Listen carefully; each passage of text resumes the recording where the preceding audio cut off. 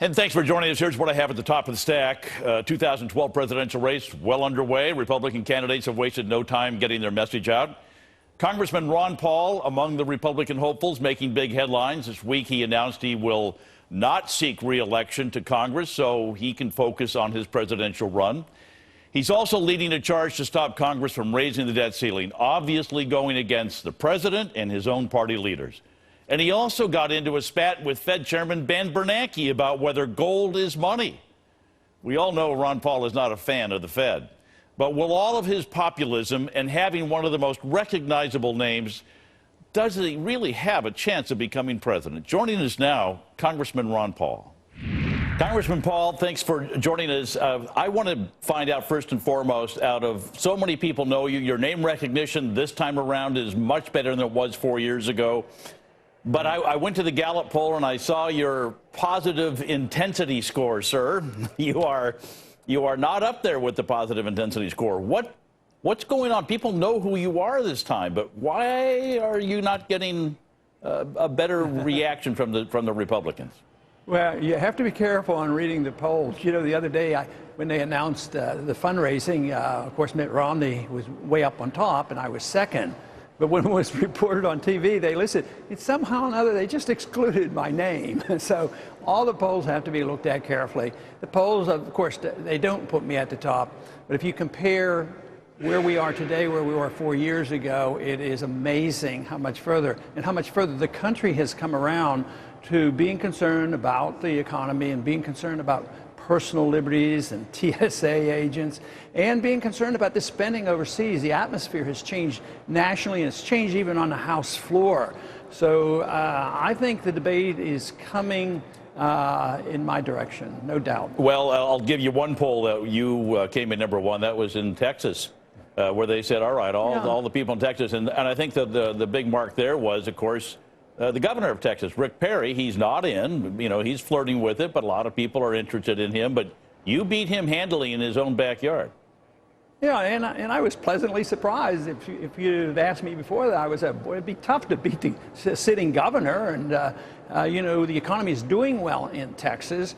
But, you know, he had a tough primary race before, and there was a Tea Party type candidate in the race that did very well without money. So that tells you that there are some questions being raised about the governor. Well, let's talk about money, because it is the mother's milk of politics. And you get your message out via interviews like this, but you have to buy ads somewhere down the road in order to get those people in, especially the early primary states, to get your message. And a lot of people listen to those 30-second ads. So do you have enough money to run your campaign for a month, 6 months, for a year? What do you have?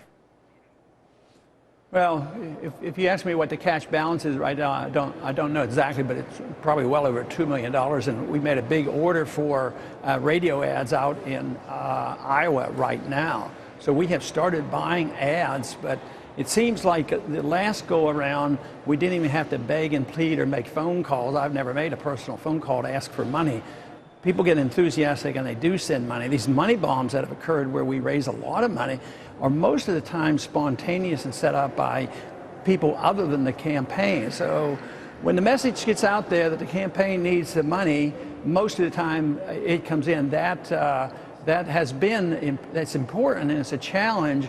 But most important is for me to undertake the challenge of the status quo. So this is not just another politician running. I mean, I'm trying to really change things. I want the foreign policy change. I want the Federal Reserve change in monetary policy. And I truly want to balance the budget. So we're not just tinkering on the edges. We want some fundamental changes. So that is a bigger task. And I see my opposition being the opponents in the primary, and I lump them all together because I think they more or less, to one degree or another, just defend the status quo because they haven't taken the positions that I have on almost all the issues. And that's was going to be my next question, which is, are you running against the other Republicans, or are you running against President Obama? Because, well, which one is it?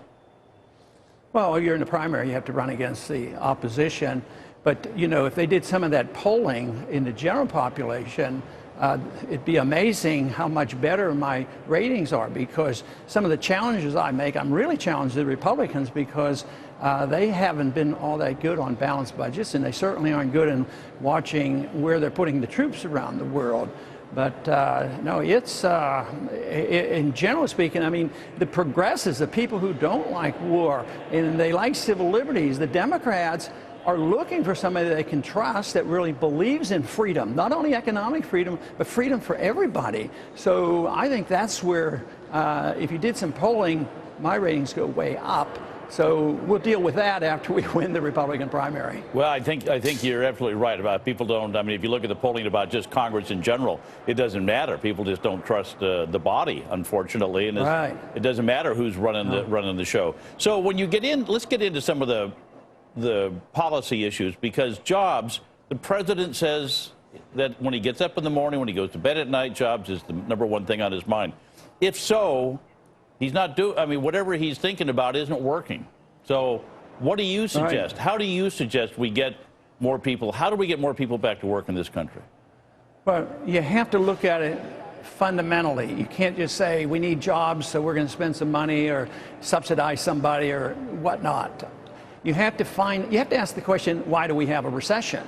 Because you can't solve the problem if you don't answer the question. We have recessions because we have financial bubbles, and we have financial bubbles because we have a distorted economy due to Federal Reserve policy expanding the money and lowering interest rates below market rates, so that people do all this malinvestment and building up all this debt.